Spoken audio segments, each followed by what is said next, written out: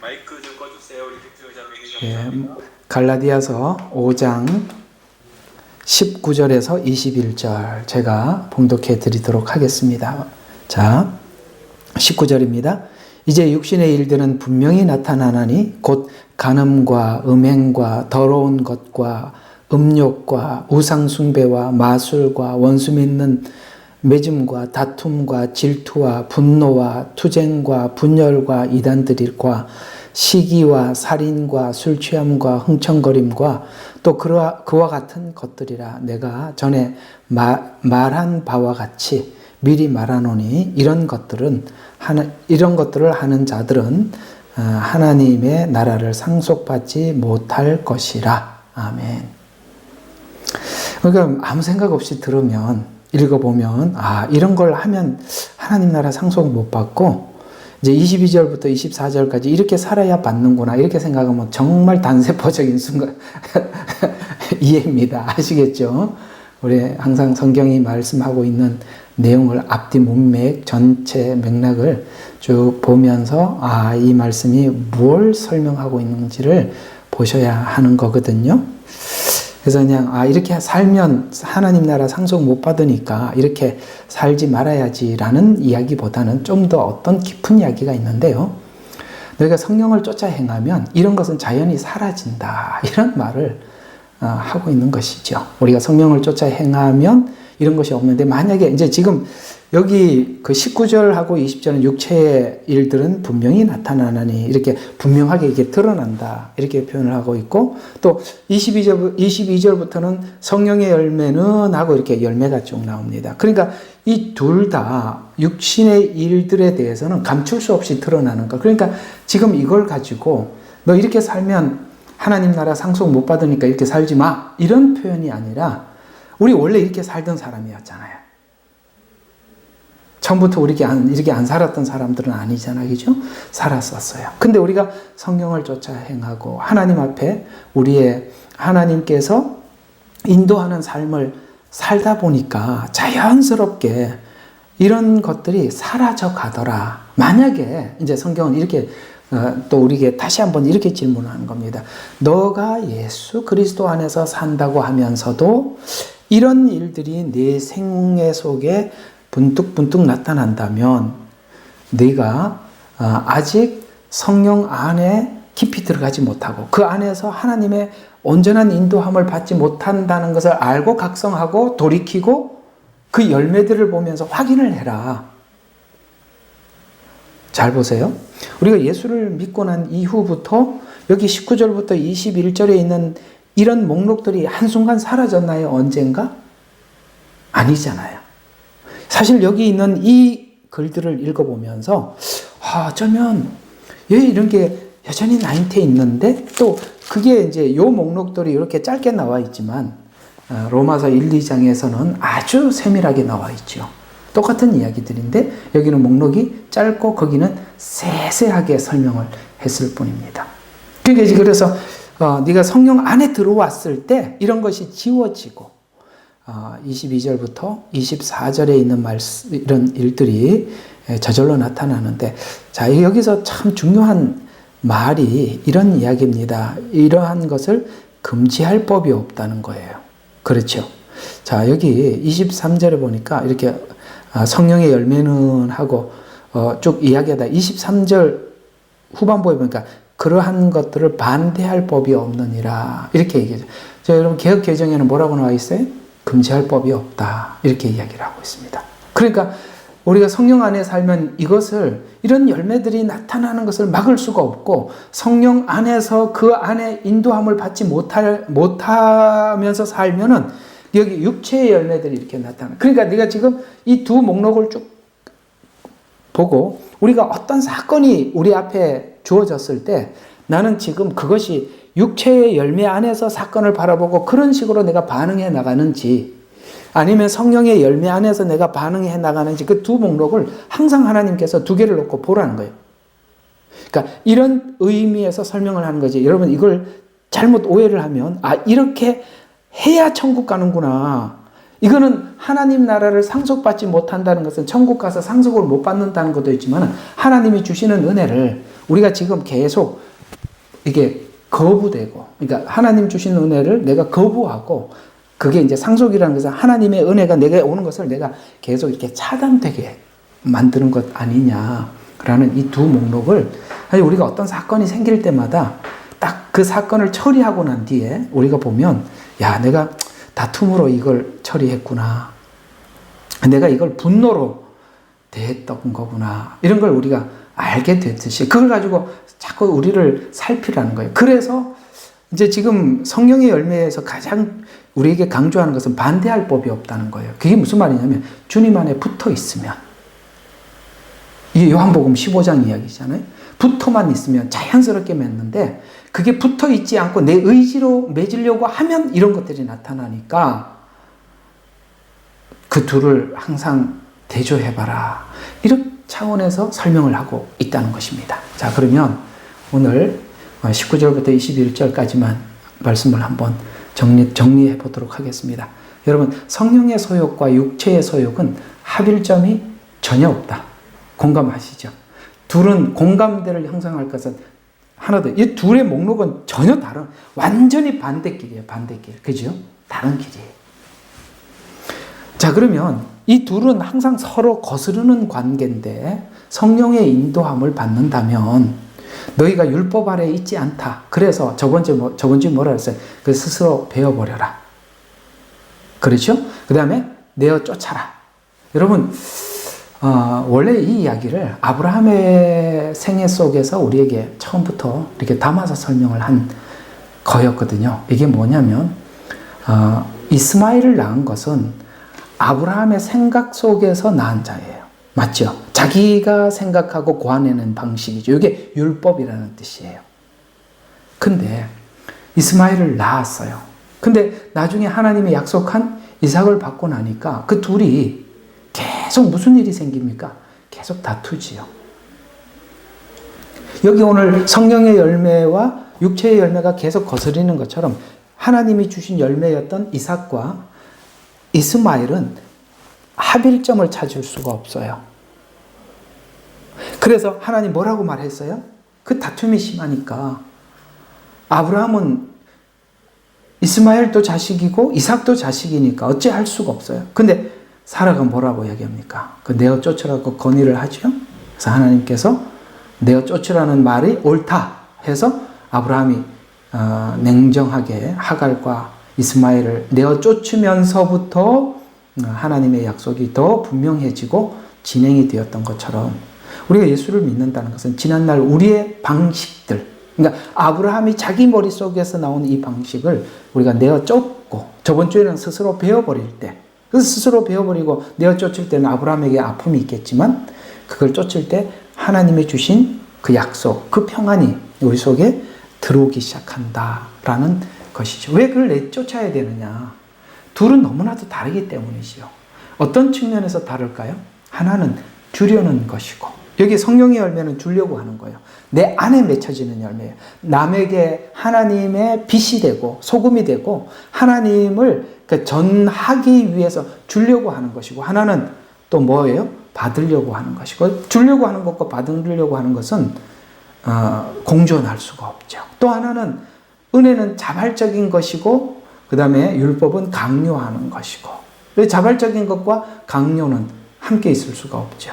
그래서 이 둘은 결코 합일점이 없다라고 하면서 오늘 금방 읽었던 19절부터 보면 이렇게 이야기합니다.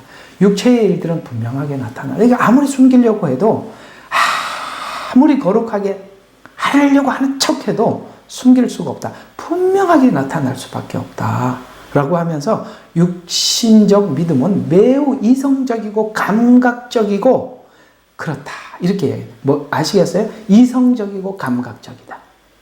왜냐면 우리의 머릿속에서 나오니까. 여러분, 신앙의 믿음의 항상 장애물이 뭐냐면은 이성적인 것과 감성적인 거예요.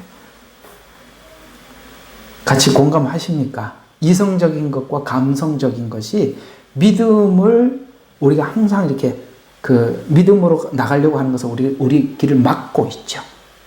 이런 것처럼 믿음은 믿음이죠. 믿음은 홀로 완전하고, 그래서 믿음은 혼자 갈 수 있는데 자꾸 그렇게 감성적이고 이성적인 생각이 들어올 때 그 믿음이 자꾸 주춤주춤하게 되듯이. 그래서 둘은 이게 맞지 않다는 거예요. 그래서 오늘 여기 이제 갈라디아 교인들에게 하는 얘기가, 너희가 믿음으로 의롭게 되었는데 다시 율법으로 돌아간다는 말은, 자, 오늘은 그걸 뭘로, 육체의 열매 속에서 네가 믿음으로 시작했다가 다시 율법으로 돌아가는 것을 마치 이것과 빗대어서 설명을 하고 있는데, 19절 보세요. 육체의 이들은 분명히 나타나니 간음과 음행과 더러운 것, 음욕, 이런 것들이죠. 여러분, 성경에 여러 가지 죄 중에 하나님께서 이 음행의 죄에 대해서 지적을 하시면서 다른 죄는 다 육체 밖에 있다고 했어요. 그렇죠? 밖에 있는 죄인데 음행죄만큼은 우리 몸 안에 있는 죄라서 우리 몸이 자꾸 그걸 원한다는 거예요. 그런 것처럼 오늘 여기 너희가 믿음으로 시작했다가 율법으로 돌아가는 것은 마치 오늘 여기 육체의 열매에서 간음, 음행, 음욕 이렇게 표현하는 것을 표현하면서 이건 마치 성적인 범죄와 같이 하나님을 욕되게 하는 범죄다, 이렇게 이야기를 하고 있는 것입니다. 자, 이 말씀이 목사님, 음행은 음행이고 간음은 간음이고 음욕은 음욕이고 그거는 육체적인 이야기인데 이걸 왜 영적으로 그렇게 푸세요? 아니요. 성경에 나와 있으니까요. 이게 고린도전서 6장 15절과 16절에 이렇게 이야기하고 있습니다. 이 말을 그대로 풀면, 너희 몸이 그리스도의 지체인 줄 알지 못하느냐. 왜요? 주님은 우리에게 약혼하고 가셨죠. 우리는 주님이 것이 되었단 말이에요. 그러니까 이게 마치 누구의 아내고 누구의 남편이 된 거잖아요. 그런 것처럼 너희 몸이 그리스도의 지체인 줄 알지 못하느냐. 내가 그리스도의 지체를 가지고 장기의 지체를 만들겠느냐. 결코 그럴 수 없느니라. 장기와 연합하는 자는 저와 한 몸인 줄을 알지 못하였느냐. 일렀으되 둘이 한 육체가 된다 하셨나니 주와 합하는 자는, 보세요. 지금 음행을 설명하다가 갑자기 뭘로 싹 넘어가냐면 주와 합하는 자는 한 영이다. 그러니까 여기서 지금 이야기하는 것은 간음, 음행, 음욕 이렇게 얘기를 했는데, 이걸 가지고 실제 우리 육체를 가지고 있는 죄 중에 이런 음행죄를 짓고 있는 것을 영적인 음행도 같은, 그러니까 이해가 가요? 우상숭배를 하고 이렇게 하는 것은 마치 뭐 같다? 우리가 음행죄를 짓는 것과 같다. 왜? 너희가 그리스도의 지체이니까. 주님과 한 몸이 됐는데 만약에 네가 다른 걸 한다면, 이렇게 믿음으로 시작했다 율법으로 돌아간다면 마치 이 음행죄와 같지 않느냐. 그래서 주와 합한 자는 한 영이다. 이렇게 해석해 들어가고 있단 말이에요. 그러니까 이 음행죄와 그 다음에 우리가 믿음으로 시작했다가 다른 데로 돌아가는 것은 같은 의미를 가지고 있다. 이런 이야기가 되는 것이죠. 그래서 육체가 요구하는 욕구는 음행과 관련된 욕구처럼, 음행은 부부관계를 거스리는 것처럼, 범죄인 것처럼 하나님 성전된 성도가 죄를 짓는 것은, 오늘 여기 갈라디아서 표현대로 하자면 믿음으로 시작했다 율법으로 돌아가는 것은 마치 음행죄와 같다. 이렇게 둘을 같이 붙이고 있다는 것. 우리가 왜 이걸 다른 죄들에 대해서는, 우리가 예수를 믿고 난 이후에 다른 어떤 죄들에 대해서 이 갈라디아서가 6장이라는 한 서신을 다 할애해서 한 문제를 이렇게 깊이 다룬 게 잘 없어요. 한번 생각해 봐요. 맞지요? 이게 지금 믿음으로 시작했다 율법으로 돌아간 사람들 때문에 쓴 글이잖아요.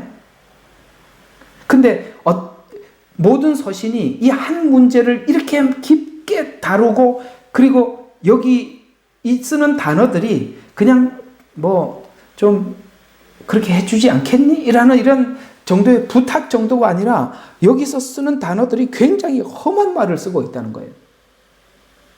다른 서신에 비해서 우리에게 권면하는 이 권면들이 너무나도 진하고 강해요.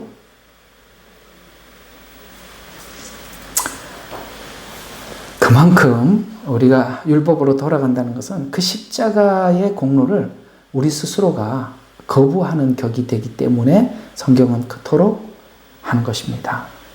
그래서 이제 19절에는 이제 음행이라고 이야기를 했다가 20절에 가서는 이렇게 이야기합니다. 우상숭배라는 우상숭배 때문에 나타나는 것들이 쭉 따라오는 거예요. 이때요. 우상숭배. 자, 여기 보면은 우상숭배라는 것은 뭐 저게 조상 앞에 절을 하고 이런 정도가 아니라 제가 우상이라는 게 뭐라고 그랬죠? 우상 개념 잘 정리하라 그랬어요. 여러 번 이야기했어요. 우상이란 뭔가를 세워놓고 거기다가 내가 절을 하고 이러는 것이 아니라 그것도 맞아요. 그거는 아주 저급한 수준에서 우리가 이해하는 거고 우상이 뭐냐? 내가 그러니까 우리는 하나님을 믿는다고 했을 때는 성경을 기초로 해서 내가 그 하나님의 하신 말씀 속으로 들어가는 거예요. 그게 믿는 거예요.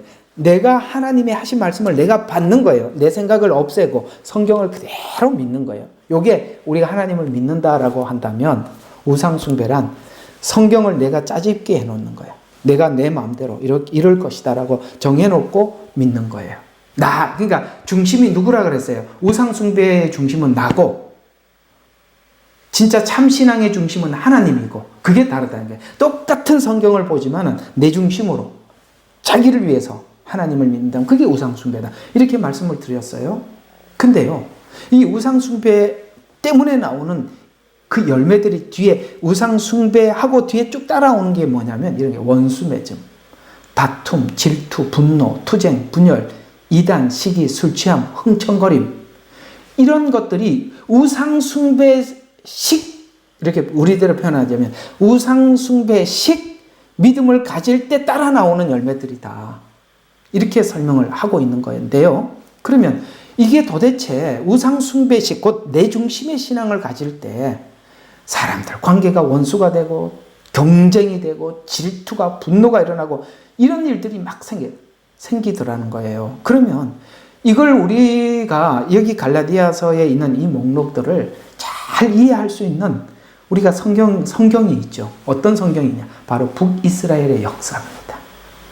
자, 북이스라엘은 예루살렘을 떠나서 하나님을 떠나서 우상 숭배하기 위해서 작정하고 시작한 거지요. 그렇죠? 근데 이 백성들이 예루살렘에 예배하러 가려고 할 때 아예 거기다가 산당을 만들어 놓고 여기서 예배를 드려도 된다고 해놓고 예루살렘으로 가지 못하게 했어요. 절기도 지키러 가지도 못하게 하고 아무것도 가지 못하게 했었어요. 그러나 여러분 아시다시피 이 북왕조의 역사를 보면 여기 있는 원수매즘, 다툼, 질투, 분노, 투쟁, 분열, 이기, 시단, 시기, 술취함, 흥청거림이 북이스라엘 역사 고스란히 녹아있죠. 북이스라엘은 남유다보다 훨씬 일찍 멸망을 했지만 여러분 북이스라엘은 9번 왕조가 바뀌었어요. 그건 뭡니까? 계속 원수매점, 다툼, 질투, 투쟁 이런 일들이 계속 반복됐다는 거예요. 그래서 어떤 왕조가 들어서면 다음 왕조를 싸그리 죽여버리고 그렇죠? 그 다음에 또 어떤 왕조가 드러나면 또 그 전 왕조를 다 죽여버려요. 그래서 이 9번 왕조가 바뀌었는데 크게 여로보암 왕조, 그 다음에 바하사 왕조, 오므리 왕조, 요아스 왕조, 대표적인 왕조들이 그 나머지들은 짧게 지나가지만 북이스라엘은 정확하게 육체의 열매, 우상숭배를 하려고 할 때, 자기 중심, 자기를 위해서 예수를 믿을 때 하나님은 자기를 위한 도구에 불과하고 실제 사람들과의 관계 속에서는 이렇더라. 이렇게 성경의 역사를 통해서 증언해 주는 거잖아요. 이것들은 종교적인 죄. 그래서 이 우상숭배는 종교적인 죄야. 그래서 하나님을 보이는 대로 자기를 위해서 내가 원하는 대로 섬기려고 할 때 사람들과의 관계 속에서 나오는 나의 모습 늘 이런 열매들만 맺고 있다면 얘야 너가 믿는 믿음은 하나님 중심적 믿음이 아니라 너를 위한 믿음이야. 너는 하나님을 쫓지 않기 때문에 성령을 따라 살지 않기 때문에 이런 열매가 맺는 것이란다 라고 하나님은 친히 육체의 열매는 이런 거다, 성령의 열매는 이런 거다 항상 그걸 대조를 하면서 어떤 사건이 우리 앞에서 왔다가 지나갈 때마다 주님 내가 성령 안에서 이 일을 처리 못하고 여전히 아직도 이게 남아있네요. 라고 우리 자신들의 이 목록이 없었다면 우리는 몰랐을 텐데, 그죠? 하나님은 목록이라는 관역을 탁 주고 한번 어떤 사건이 생기면 활시위를 한번 탁 쏴서 내가 어디다 맞췄는지, 내가 지금 육체의 열매 쪽으로 갔구나. 성령의 열매 안에서 우리가 이 문제가 해결됐구나. 이걸 계속 우리가 확인하도록 하나님께서는 관역을 주셨다. 이렇게 이해를 하시면 되겠습니다. 그래서 우리는 결국에는 오늘 이 내용이 이런 공식을 만들어내는 거예요. 우상숭배적 신앙은 육체의 열매를 맺는 것이 자연스럽다. 그리고 술수와 우상숭배라고 이렇게 술수라는 단어가 나오는데요. 우상숭배가 제의적, 그러니까 종교적 범죄라면 술수는 방법론적 범죄예요. 요즘 이런 얘기는 우리가 이제 우리 한국 사회에 돌아가는 형편을 보면서 제가 이걸 뭐 자세히 설명을 안 해도 요즘 공부를 그냥 저절로 하게 하지요. 자기들도 신앙인이라고 기독인이라고 하는데 오늘 보니까 여기 부광조하고 다를 바가 없고, 그죠? 그 사람들의 모습들이, 그리고 그들에게는 항상 나오는 게 정직은 없고 다 뭐예요? 술수. 오늘 여기 술수라고 정확히 지적해주고 있어요. 성경이 없었다라면 우리는 이런 것도 모르고 따라갈 뻔했죠, 그죠? 우리가 하나님이 성경이 있어서 다 그걸 가지고 스펙트럼처럼 우리가 다 확인할 수 있도록 다림줄처럼 딱 그걸 갖다 대보면 그냥 답이 착 나오는 거죠. 술수는 왜 그래요? 왜 자꾸 술수를 만들죠? 개인적인 사욕을 채우기 위함이다. 맞죠? 우상숭배는 자기를 위해서 믿는다 그랬잖아요. 그러니까 하나님은 자기를 위한 보조수단에 불과한 것이죠. 그래서 말씀은 인간으로 하여금 회개케 함을 목적으로 합니다. 그러나 술수는 자기를 위한 것이고 요행을 바라보게 하는 것입니다. 말씀은 그것을 받은 자가 하나님의 객관적인 계시를 받아 말한 것이, 그러나 술수를 행하는 자들은 스스로 자기가 만들어서 사람들을 속이기 위해서 동원할 뿐이다. 예를 들면 신자가 하나님의 영광을 구하지 않고 자기 육적 야욕을 위해서 성령을 구하며 이용하려 한다면 그것은 우상숭배적 신앙은 이렇게 자연스럽게 술수가 생기게 되고, 그 다음에 그 뒤에 나오는 이런 불화가 자연스럽게 생기게 되는데, 다음은 8가지 죄악은 바로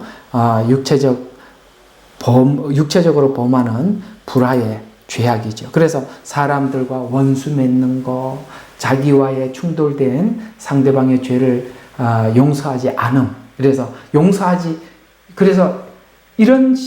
이런 생각 속에, 이런 관점 속에서 우리가 신앙생활을 하면은 용서로 가는 게 아니라 원수 맺음으로 가더라는 거예요. 맞죠? 참 기독교인들은 뭘 하기 위해서 애를 쓰죠? 성령의 열매들은 용서하기 위해서 상대에 대해서 애를 쓰지만, 이쪽은 그게 아니고 정반대죠. 이쪽은 용서로 가지만은 이쪽은 원수 맺음으로. 그러니까 용서가 안 되니까 점점 심해져서 원수 맺음으로 가는 거죠. 두 길이 완전 다르다 이 말이에요. 그래서 또 시기 이쪽으로 가더라. 시기는 왜 나오는 겁니까? 남과 비교해서 오는 범죄죠. 비교. 끊임없이 비교를 하죠. 그 다음에 투기는 시기가 조금 더 약화된 것.